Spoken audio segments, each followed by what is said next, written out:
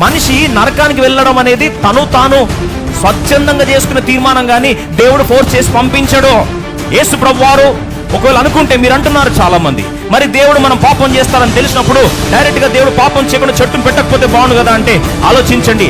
Freedom అనేది దేవుడు ఎప్పుడు దొంగలించాడు. నువ్వు సొంతంగా తీర్మానం చేసుకునే తీర్మానాన్ని ఎప్పుడు దేవుడు అధిగమించాడు, అడ్డురాడు.